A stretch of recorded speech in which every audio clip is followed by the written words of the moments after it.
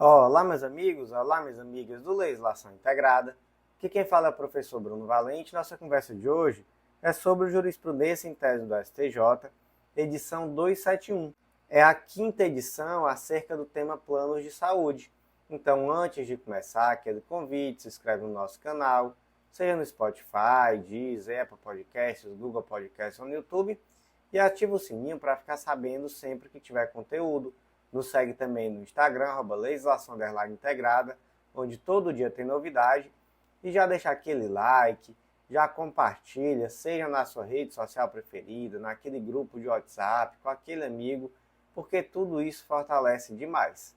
E não esquece também daquela avaliaçãozinha com os 5 estrelas no Spotify, porque também é muito importante para a gente.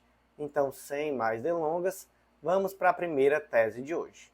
Tese 1. É dever da operadora de plano de saúde cobrir parto de urgência, inclusive quando contratado na segmentação hospitalar sem obstetrícia. Então, gente, o ponto aqui é que quando a mulher vai contratar um plano de saúde, porque uma mulher, professor, porque quem está falando de parto, tá? Então, quando ela vai contratar o plano de saúde, ela tem a opção de contratar o plano com ou sem obstetrícia. Se ela contrata o plano sem obstetrícia, qual é o efeito prático? Que em ela engravidando, o parto não estará coberto pelo plano de saúde. Beleza?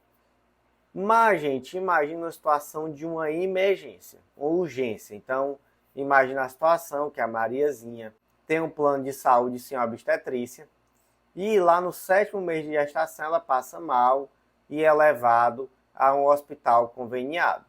O médico constata uma situação de sofrimento fetal e constata que é necessário um parto imediato, um parto de emergência, porque existe ali uma situação de risco à vida e à saúde tanto da criança quanto da mãe. E aí, o plano de saúde vai ser obrigado a cobrir? Gente, vai, tá? Então, uma coisa é um parto programado, um parto normal. Outra coisa é um parto de emergência. E aí, gente, nós temos lá no artigo 35C da Lei dos Planos de Saúde, Lei número 9656, que é obrigatória a cobertura do atendimento nos casos. Aí nós temos um de emergência, como tal definidos os que impliquem risco imediato à vida ou de lesões irreparáveis para o paciente, caracterizado em declaração do médico assistente, e de urgência, assim entendidos os resultantes de acidentes pessoais ou de complicações do processo gestacional. Então, olha só, urgência decorrente de complicação do processo gestacional, é de cobertura obrigatória, tá? Então, não tenham dúvida, o fundamento mesmo aqui primário é a lei, é o artigo 35.6, inciso 2, que trata da urgência, nesse caso, como algo que é de cobertura obrigatória de qualquer plano de saúde, tenha ele ou não obstetrícia, belezinha? Além disso, temos algumas resoluções, então a resolução da ANS 465 de 2021, temos a resolução Consul 13 de 1998, enfim, não é?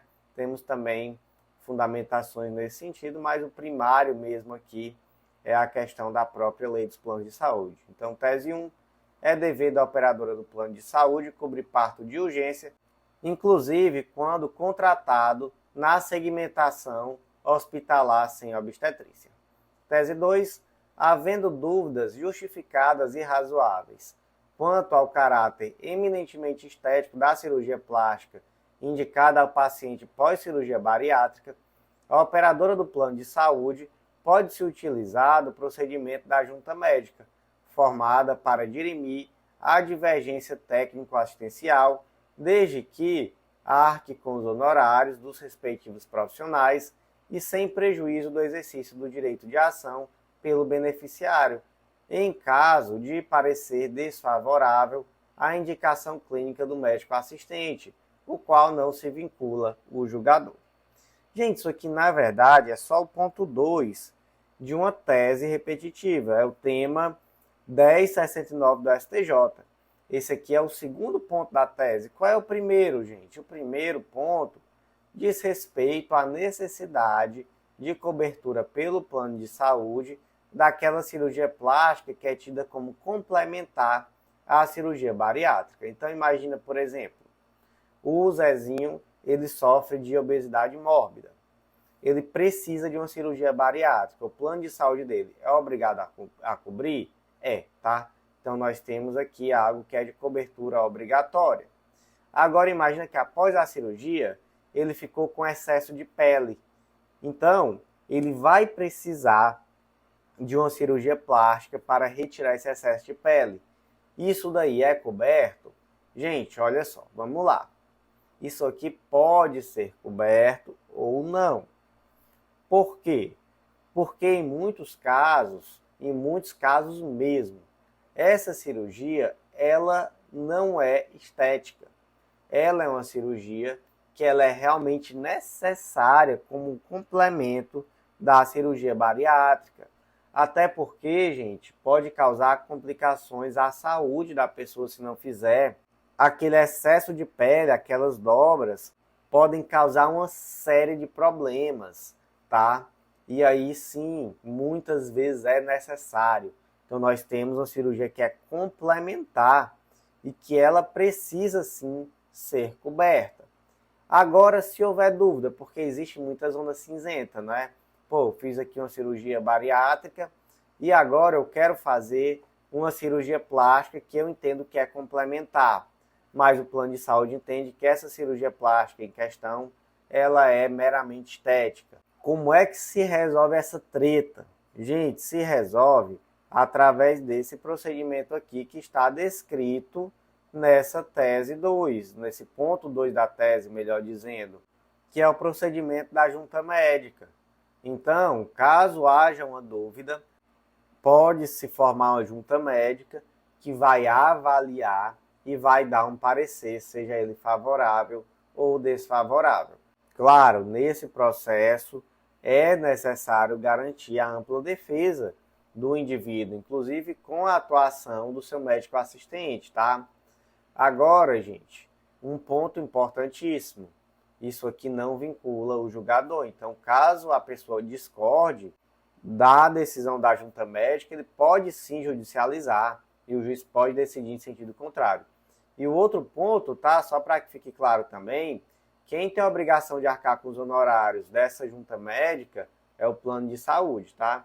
Então, ele pode sim utilizar esse procedimento, mas ele que arca com os honorários. Então, tese 2, havendo dúvidas justificadas e razoáveis quanto ao caráter eminentemente estético da cirurgia plástica indicada à paciente pós-cirurgia bariátrica, a operadora de plano de saúde pode se utilizar do procedimento da junta médica, formado para dirimir a divergência técnico-assistencial, desde que arque com os honorários dos respectivos profissionais e sem prejuízo do exercício do direito de ação pelo beneficiário, em caso de parecer desfavorável à indicação clínica do médico assistente, ao qual não se vincula o julgador. Seguindo em frente, tese 3, a operadora de plano de saúde deve custear o procedimento de criopreservação de óvulos como medida preventiva à possível falência ovariana decorrente de quimioterapia utilizada no tratamento de câncer. Então, gente, qual é o debate aqui? É que o plano de saúde, ele, em regra, não é obrigado a cobrir a inseminação artificial, a criopreservação de óvulos, enfim, tá? Nada disso. Porque há uma exclusão expressa dessa obrigatoriedade de cobertura lá no artigo 10, inciso 3, da Lei 9656 de 98.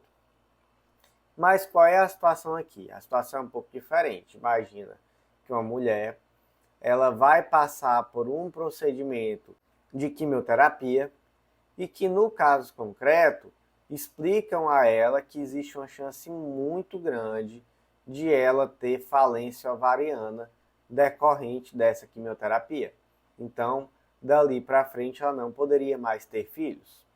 Aí, gente, nesse caso, o plano de saúde é obrigado a realizar a criopreservação dos óvulos? Gente, nesse caso sim. Sabe por quê? Por causa do princípio da prevenção, ou princípio do primum non nocere, que quer dizer o quê? Primeiro, não cause o dano. Então existe essa obrigação do plano de saúde de evitar danos que são evitáveis. Então, se um efeito adverso provável da quimioterapia é a infertilidade, então, em nome dessa preservação, tratando-se então de um dano evitável, há a obrigatoriedade de cobertura da quimioterapia. Agora, gente, olha só qual foi o entendimento do STF. A criopreservação, ela tem um custo no decorrer do tempo, né? Então, se você quiser manter o óvulo criopreservado por um ano, você paga X. Se você quer renovar, você tem que pagar mais. Então, quanto mais tempo, mais caro. Então, seria proporcional obrigar o plano de saúde a passar anos e anos custeando essa criopreservação? Não, tá? Então, qual foi a limitação temporal aqui dessa obrigatoriedade? Até a alta. Até a alta hospitalar. Depois disso, o plano de saúde não seria mais obrigado a custear essa criopreservação. Então, como é que ficou a tese 3? A operadora do plano de saúde deve custear o procedimento de criopreservação de óvulos como medida preventiva à possível falência ovariana decorrente de quimioterapia utilizada no tratamento de câncer. Tese 4 é devida à cobertura pelo plano de saúde de órtese craniana indicada para o tratamento de braquicefalia e plagiocefalia posicional. Gente, vocês já viram aqueles bebezinhos que nascem com a cabecinha em um formato um pouco diferente, um pouco achatado? Meu sobrinho mesmo, ele nasceu, ele estava bem encaixado já para nascer e não deu certo fazer o parto natural. E aí a cabeça dele nasceu, como a gente chama aqui no Ceará, meio que com um mondrongo, tá? Mas foi coisinha muito pouca. Assustava um pouquinho ali para a gente que viu ali, que não sabia muito bem o que era, mas enfim, mas foi um caso muito leve. Então, naturalmente, ali no decorrer do primeiro mês de vida, a cabeça dele naturalmente já foi tomando a forma normal, a forma que era esperada. Mas em alguns casos, isso não acontece, não é? E aí, gente, existem alguns tratamentos possíveis. E o primeiro tratamento, que é o indicado para casos que são moderados, é essa órtese, que seria mais tipo um capacetezinho que você coloca na cabeça do bebê, que aí esse capacete ele é feito, né, sob medida, é claro, e ele tem o objetivo de ir fazendo com que a cabeça vá tomando o formato que é esperado. Se isso não der certo, aí pode ser necessário um ato cirúrgico, que aí já é um ato mais invasivo, já é mais perigoso, não é? E, gente, isso aqui é muito necessário, porque isso aqui não é só uma questão estética, não é só para o bebê não ficar com a cabeça ali no formato estranho, não. A questão é que isso pode, além disso, não é causar algumas situações graves. Então, problemas oculares, mandibulares, posturais, não é? Além, claro, da questão psicossocial, porque realmente, não é, esteticamente também é um grande problema, não é? Mas, enfim. Aí, qual é a pergunta? O plano de saúde é obrigado a custear essa órtese? E aí, o plano de saúde ele vai se defender dizendo que não. Por quê? Porque o artigo 10 vai trazer algumas questões, né, relacionadas àquilo que é de cobertura obrigatória do plano de saúde. E aí ele vai dizer assim, ó, exceto, aí nós temos lá no inciso 2, procedimentos clínicos ou cirúrgicos para fins estéticos, bem como órteses e próteses para o mesmo fim, e, inciso 7º, fornecimento de próteses, órteses e seus acessórios não ligados ao ato cirúrgico. E o segundo argumento é que essa órtese não faz parte do rol de procedimentos e eventos em saúde da ANS. Aí vem a pergunta: o plano de saúde pode então deixar de cobrir? A resposta é negativa, tá, gente? Ele tem que cobrir. E, gente, aqui é uma questão até mesmo que lógica, porque veja só, o plano de saúde seria obrigado a custear a cirurgia? Seria, aí não tem a menor dúvida. Mas a cirurgia, ela é mais cara, ela é mais arriscada e ela poderia, em muitos casos, ser evitada. Como? Com a órtese craniana, o capacetezinho. Então, dizer que o plano de saúde não é obrigado a custear o capacete que vai evitar a cirurgia, mas é obrigado a custear a cirurgia, acaba sendo algo ilógico. Você acaba, em algumas situações, no limite, não é, colocando uma criança recém-nascida em risco, até mesmo de vida, né? Um procedimento, uma cirurgia, de forma desnecessária. E até financeiramente não compensa, né? Não faz sentido. O plano de saúde vai arcar com a cirurgia, que vai sair muito mais caro do que a órtese. Então, realmente, se a gente for fazer uma leitura tanto sobre a ótica da economia, quanto sobre a ótica teleológica, né, finalística dessas cláusulas de exclusão, você realmente chega na conclusão de que quando essa órtese ela é indispensável para substituir uma cirurgia, então não faria sentido você excluir a cobertura. Tá? Então, como é que ficou a tese 4? É devido à cobertura pelo plano de saúde de órtese craniana indicada para o tratamento de braquicefalia e plagiocefalia posicional. Seguindo em frente, tese 5, é lícita a negativa de cobertura pela operadora do plano de saúde de medicamento de uso domiciliar à base de canabidiol não especificado no rol da ANS. Aqui, gente, eu quero que vocês esqueçam esse nome canabidiol, esquece, tá?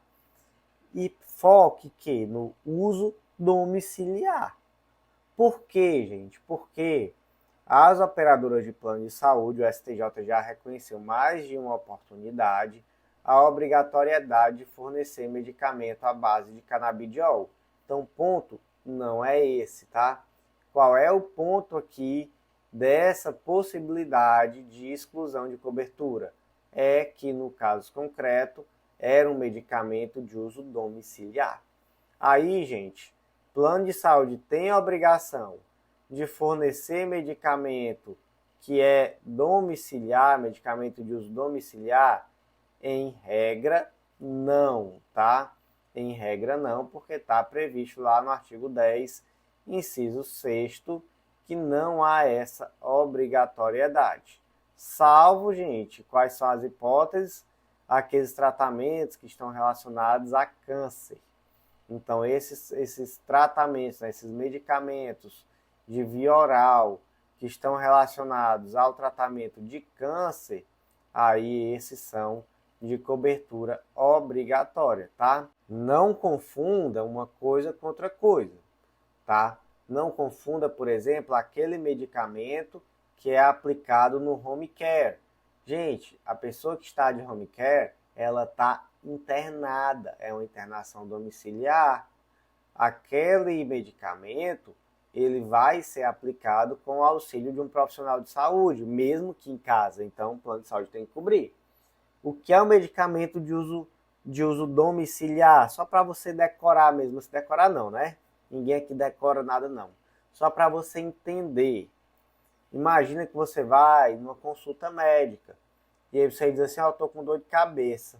Você vai no médico, o médico diz, vá para casa, passe na farmácia e compre uma dipirona. O plano de saúde vai ser obrigado a custear essa dipirona? Não. O plano de saúde vai custear o Buscopan? Gente, se você tomar o Buscopan na veia, ele vai custear. Mas se você for passar na farmácia e comprar um Buscopan, é você quem custeia. Aqui é a mesma lógica, tá? Aí tem medicamento que é caro e medicamento que é barato, mas não é porque é caro que é o plano de saúde que vai ter que custear. Então, da mesma forma aqui, era um medicamento à base de canabidiol e o ponto-chave aqui foi tão somente porque era um medicamento de uso domiciliar, então, portanto, não havia a obrigatoriedade de cobertura. Então, tese 5 é lista a negativa de cobertura pela operadora do plano de saúde de medicamento de uso domiciliar à base de canabidiol não especificado no rol da ANS. Gente, antes de seguir em frente, eu vou fazer aquele convitezinho muito especial. Acesse legislaçãointegrada.com.br e vem fazer parte do Clube da Lei, nosso clube de membros que dá acesso a todos os materiais de lei seca e jurisprudência do Legislação Integrada e a mais de 100 planos de leitura. Tudo que você precisa para um estudo completo, atualizado e organizado de lei seca e jurisprudência, por materiais que são semanalmente atualizados por esses mesmos informativos que eu comento com você aqui em formato de áudio. Então vem fazer parte, tenho certeza absoluta que vai ser um grande diferencial nos teus estudos e o valor também é super acessível, uma assinatura única que dá acesso a todos esses materiais e também fazer parte, que com certeza só tem vantagem. Vem também conhecer a editora integrada, vem publicar com a gente. Você vai ver que é mais fácil do que você imagina e vai ser um baita diferencial também na sua prova de títulos. E já bora para frente, tese 6, a inclusão do tratamento no rol da ANS supre a necessidade de comprovação científica de sua eficácia e, portanto, confirma a obrigatoriedade de cobertura do procedimento. Gente, quando a gente tratar sobre esse tipo de julgado, esse tipo de tese, nós temos que lembrar que a Lei 14.454 de 2022 alterou a Lei dos Planos de Saúde para tratar sobre aquele debate eterno da natureza do rol da ANS e dizer assim, ó, gente, o rol da ANS é uma referência base. O que isso quer dizer? Quer dizer que o plano de saúde não pode simplesmente deixar de custear um procedimento, um evento, um medicamento, enfim, simplesmente sob o argumento de que não está no rol. Não é possível. Por quê? Porque é uma referência base. Mas, para além disso, existe a possibilidade dele ser compelido a um tratamento, um procedimento, enfim, que não está no rol. Mas, gente, aqui há um ônus muito maior, não é? Um ônus muito maior do consumidor. E aí os parágrafos 12 e 13, eles vão trazer quais são os critérios, né? Então, olha só, parágrafo 13. Em caso de tratamento ou procedimento prescrito por médico ou odontólogo assistente que não esteja previsto no rol, a cobertura deverá ser autorizada pela operadora de plano de saúde desde que 1. Exista comprovação da eficácia à luz da ciência da saúde baseada em evidências científicas e plano terapêutico, ou 2. Existam recomendações pela Comissão Nacional de Incorporação de Tecnologias do Sistema Único de Saúde, a CONITEC, ou existe a recomendação de, no mínimo, um órgão de avaliação de tecnologia em saúde que tenha renome internacional, desde que sejam aprovadas também para seus nacionais. E aí, gente, nós já tivemos conversas aqui muito profundas sobre esse assunto, né? E aí eu até lhe recomendo o informativo 1191 do STF. Lá eu comento a ADI 7265 do DF. Então vou até repetir, tá? Informativo 1191 do STF. Lá eu vou fazer toda essa análise acerca de quais são os critérios para a cobertura de um tratamento ou procedimento que esteja fora do rol da ANS, beleza? Mas aí, gente, imagina aqui voltando para a situação da Mariazinha, que ela propôs uma ação pedindo que o plano de saúde dela fosse compelido a custear um determinado tratamento, e aí foi deferido uma liminar, o tratamento foi custeado, mas a operadora do plano de saúde permanece com a ação com o objetivo de quê? Se defender para ao final conseguir pegar de volta esse dinheiro que foi gasto, né? Claro. E aí, qual é o debate que fica tanto após a sentença, em sede recursal e chega até o STJ? É o de que não teria sido demonstrado que esse tratamento que ela queria teria comprovação científica de eficácia. Então o debate era esse, foi deferido errado porque não houve prova da eficácia, tá? Mas aí no decorrer da ação, a ANS incluiu esse tratamento no rol de procedimentos e eventos em saúde suplementar. E aí, gente, como é que fica a situação? Ainda faz sentido esse debate de que não foi demonstrada a eficácia? Não, não é. A partir do momento que o tratamento está no rol da ANS, já não tem mais que debater nada disso. Então já ficou mais do que comprovado que ele tem sim eficácia científica, a gente já tem uma presunção daí para frente, né? Então aquele debate ele já deixa de fazer sentido. Então tese 6, a inclusão do tratamento no rol da ANS supre a necessidade de comprovação científica de sua eficácia e, portanto, confirma a obrigatoriedade de cobertura do procedimento. Seguindo em frente, tese 7, o sistema de infusão contínua de insulina é classificado como dispositivo médico e não pode ser excluído da cobertura dos planos de saúde. Gente, isso aqui é interessante, porque a gente já pode partir daquele debate que nós tivemos lá atrás, não é? Naquela tese sobre o medicamento à base de canabidiol, que era de uso domiciliar, e que nós chegamos na conclusão de que o plano de saúde não vai ser obrigado a custear, não por ele ser à base de canabidiol, mas sim porque é um medicamento de uso domiciliar. Aí vem a questão. E um sistema de infusão contínua de insulina, chamado também bomba de insulina. O que é isso, tá? Para começar. Gente, a pessoa que tem diabetes, muitas vezes ela precisa tomar insulina. Mas às vezes há situações em que essa aplicação feita de forma manual acaba não funcionando muito bem para o paciente.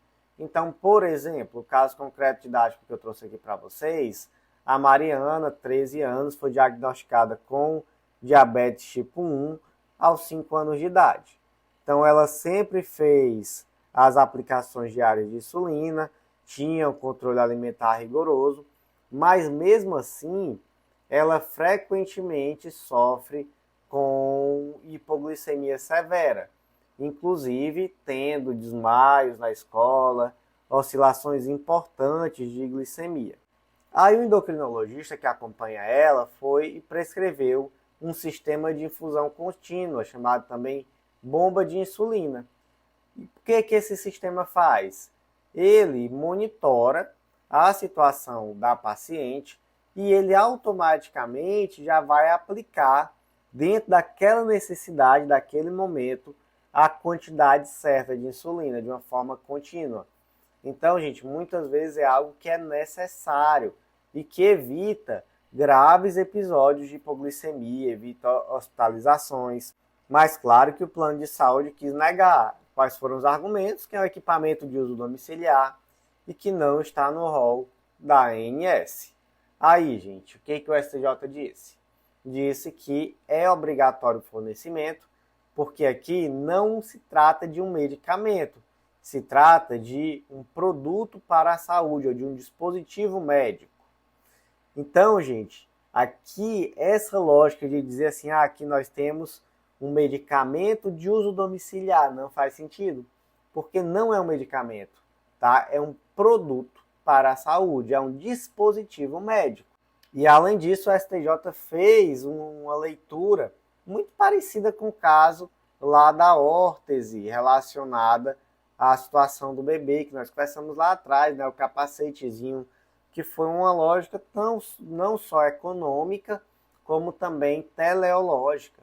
Então, eu disse assim, ora, você vai deixar de fornecer essa bomba de insulina, Aí você imagina quantos episódios de hipoglicemia essa menina pode ter. Ela pode vir a ser hospitalizada. E aí você vai gastar muito mais dinheiro com internação, fora que a pessoa vai ter um risco de vida desnecessário, contínuo. Então, tirando a lógica humana, né, que aí já seria óbvio, mas até pela lógica econômica, faz muito mais sentido custear esse sistema de infusão contínua do que se ficar à mercê de custear posteriormente hospitalizações, procedimentos que seriam muito mais gravosos e caros. Então, tese 7, o sistema de infusão contínua de insulina é classificado como dispositivo médico e não pode ser excluído da cobertura dos planos de saúde. Gente, já passamos dos 30 minutos, então ficamos por aqui, mas já voltamos de imediato com a parte 2. Então não vá embora não, que eu te aguardo lá.